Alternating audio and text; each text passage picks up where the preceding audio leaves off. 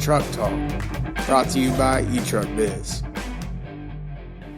Hello everyone, this is Ben Wheel with eTruck, welcoming you to today's edition of eTruck Talk. My guests today are from JF Speed. I have John Speed and Kevin Bennett joining me today. John is the AO and Kevin is the BC. Gentlemen, welcome today. Tell our listeners a little bit about who you are, where your terminal is, how many years you've been in the business. Hey Ben, John Speed. I am in Terminal 722, Little Rock, Arkansas, and I've been in the business for 3 years. All right. Kevin, how long have you been in the business?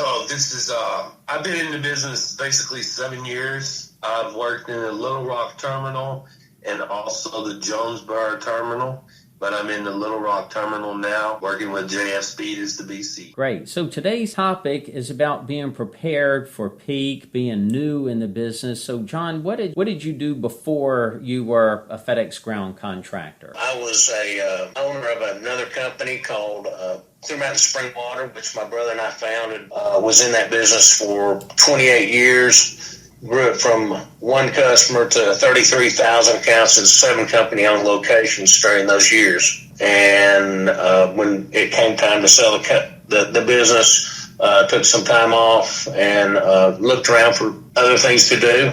And when I started investigating things for sale, I ran across Federal Express routes online and kind of did a long investigation of buying those because it was something familiar to me. I had been in the route business and built routes for a long time. And the thing that was intriguing about the FedEx business was that, I didn't have to buy any inventory, got paid once a week. I didn't have to have a sales staff. There was lots of good reasons to take a look at it. And so here I am, and glad I did. I'm sure you are. I believe you've had some success since you have, and those all are good reasons. That's probably similar to why a lot of people have been getting into the business. Tell our listeners a little more about your water business, John. In my water business, I ran routes to service 33,000 accounts in 7 different locations. So we ran a lot of trucks, and I even ran line haul trucks back and forth because we were in the 5-gallon home and office business. So we would fill up bottles of water at our bottling plants and then take them to our distribution locations.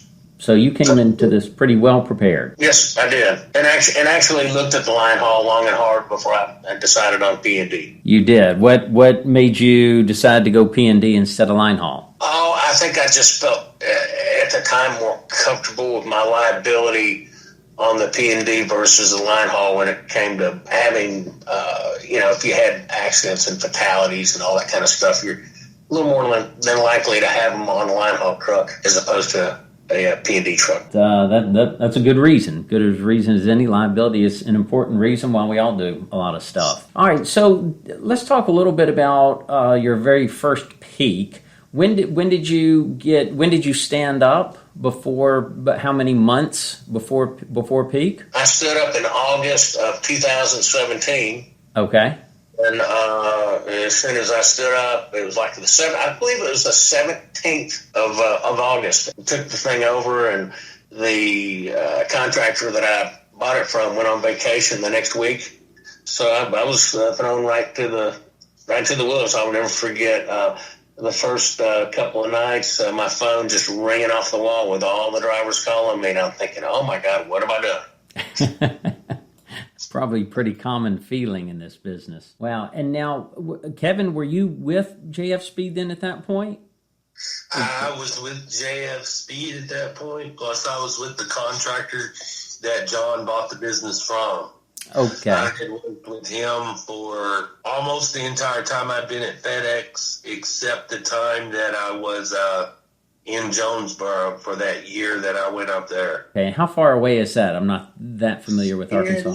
It is like an hour and 45 minutes from Little Rock, Arkansas. So together, you guys made it through that first peak. Was there anything that was unusual or that you kind of wish you could have been more prepared for back in 2017 after just having stood up for, 90 days? Yeah, I I really wish I'd been more prepared for how the drivers act. Just that environment that you're in a terminal with multiple contractors under one roof, and the drivers all think they can just hop around. And when they sniff a new person in sight, they try to take full advantage of it. How many drivers did you have back then in 2017, approximately? 10 or 12 drivers. Okay. How many contractors are in that terminal there in Little Rock? 12 contractors. 12 contractors. Okay, I'm just trying to get a feel for what the situation was like in case there are other contractors out there listening so they would kind of know. So you had about 10 drivers or about a dozen contractors. You made it through that, and then you've gotten through 2018, 2019. What do you think about peak coming up? It's right now when we're talking, it's towards the end of October. We've started inching into it a little bit, not into it full bore.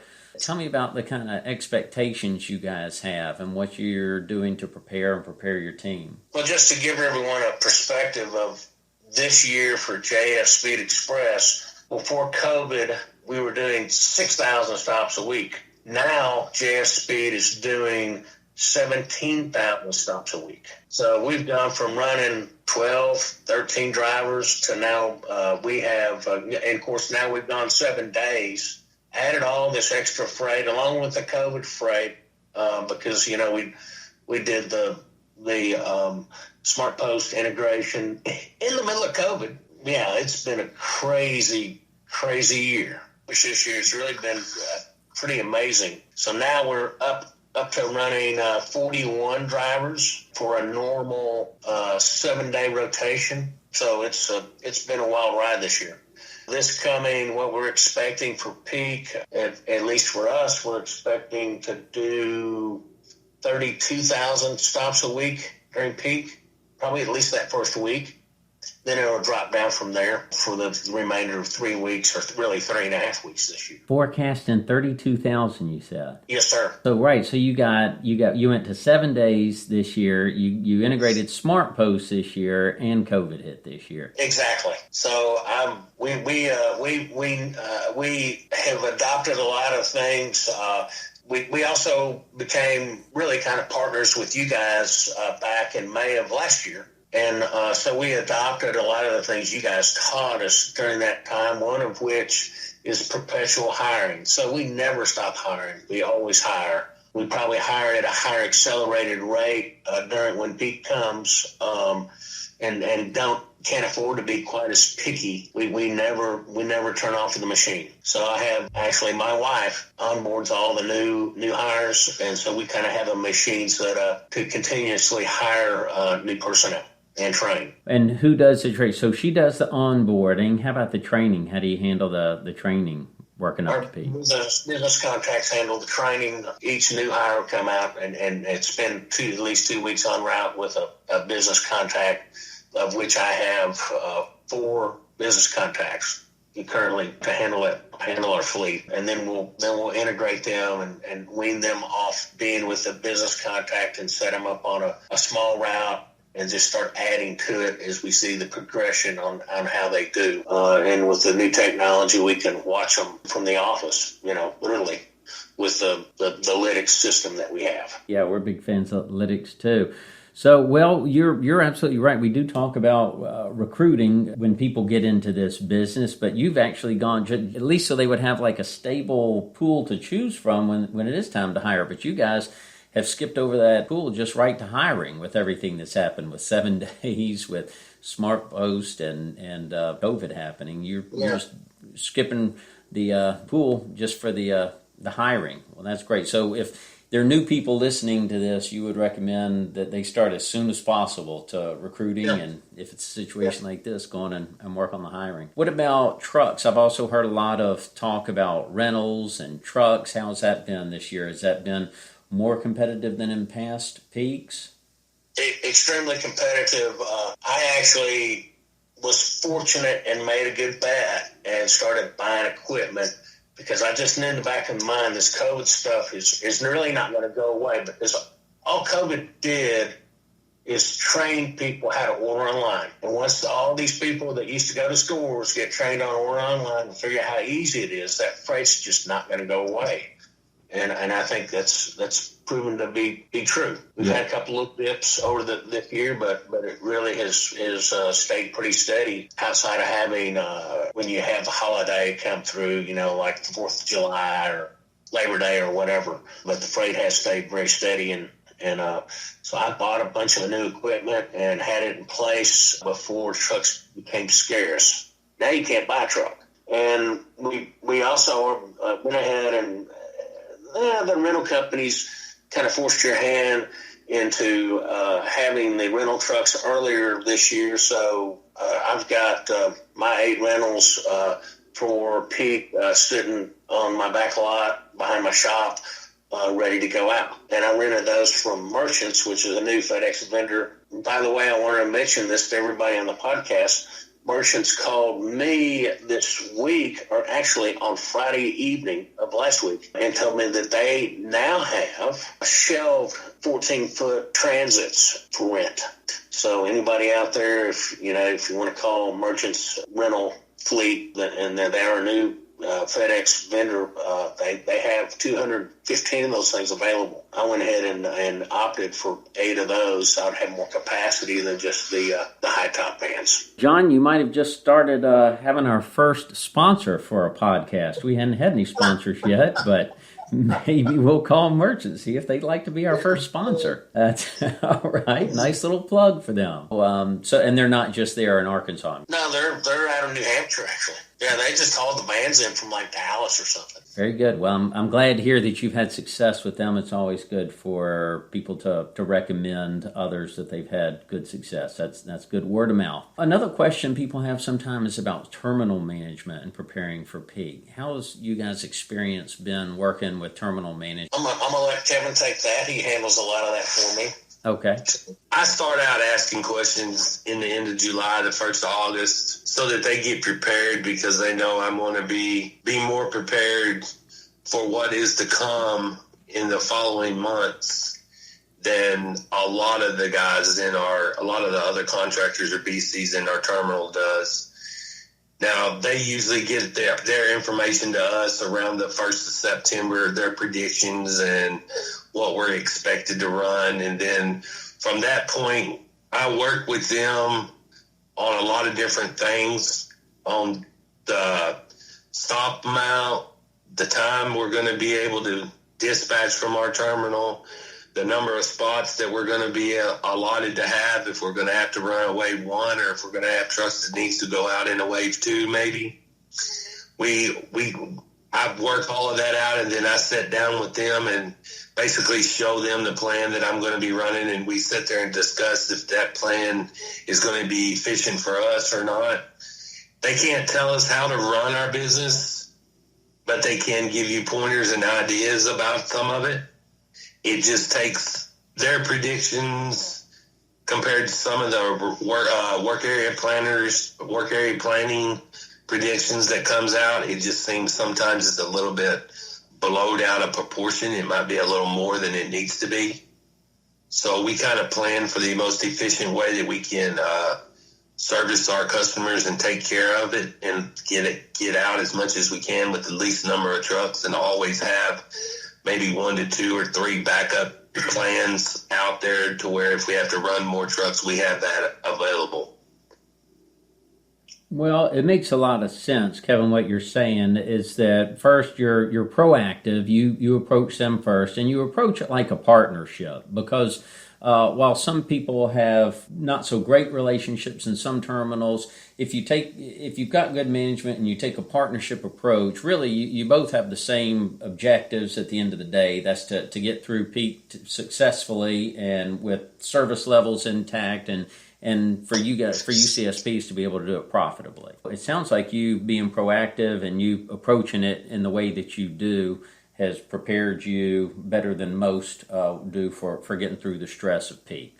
So I can applaud you for that. Well, thank you. What about, is there anything additional you guys do as far as leadership or safety or some of the things that are issues around contracting that, I don't know, could potentially get overlooked during peak because of so much volume? Is there things that you do in advance so that, when you get up to that enormous volume for the few weeks, that you've already addressed some of those issues? Yeah, we always have a Christmas peak bonus in place, and one of the caveats on that is that if they have an accident during peak or an incident of any kind, the peak bonus goes for the 4 weeks of peak, and so if they have one during one of those weeks, they lose the peak bonus for that week, because I don't want a guy to give up on being safe the next week and the next week and the next week.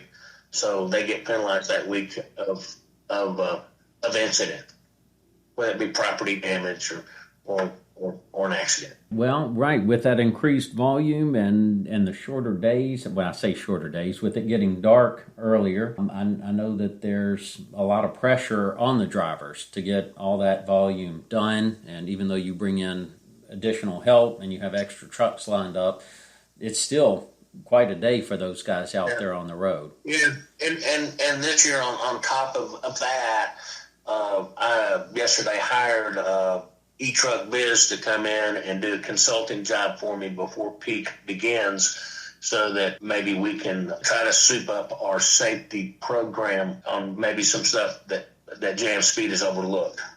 Maybe you guys can help us on that. You guys have done a fabulous job of helping us in every other way. I'm hoping that will also our safety awareness for our drivers for this coming peak. Appreciate the kind words. Do what they can to help you guys and all our customers. So thank you. I'll forward that along, but I appreciate that. What kind of advice would you give to other, besides looking for our coaching advice, what other kind of advice, if someone happens to listen to this and they've only stood up for a few months and they're concerned about their first peak, what would you tell somebody kind of new in the business?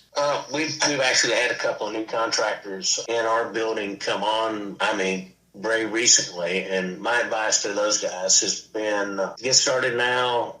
Don't wait till November to start hiring people.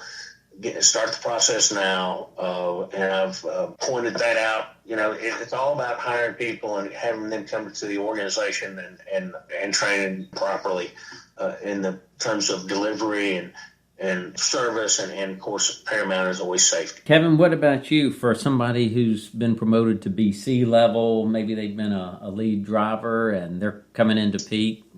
Any advice for new BCs out there? Stay on top of the game.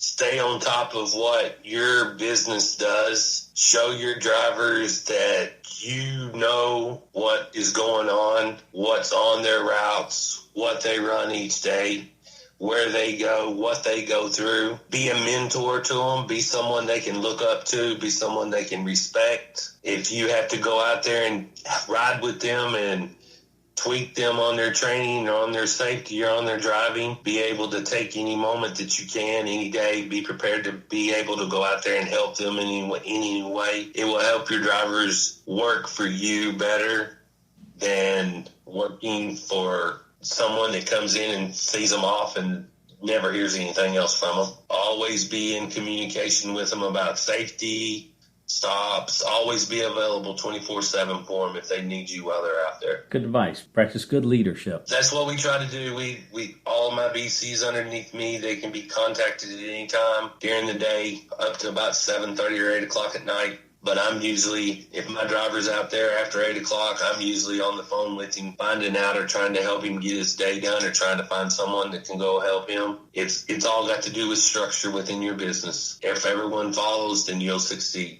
We usually like to keep these podcasts to less than half an hour, and we're coming up on that pretty soon. So just one or two last questions. What do y'all think about your future plans? So let's talk a little bit about after peak for 2021. John, do you have any plans for growth or what you see coming down the pike in this industry? I wish Federal Express was a little more transparent on what their thoughts were on the growth. I ask all the time, don't really get much of an answer, but based on history, I would think the future will be very bright for growth in 2021. And if FedEx stays their current course, kind of where they're going now, is they expect our routes to grow pretty rapidly. And I suppose what we'll do is we'll grow the business and sell off routes as we become overscale. Like you said earlier, I think e-commerce is training people to stay even after we get a vaccine for COVID, even after peak season. I think retailers have learned a lot about e-commerce, and I think they'll continue to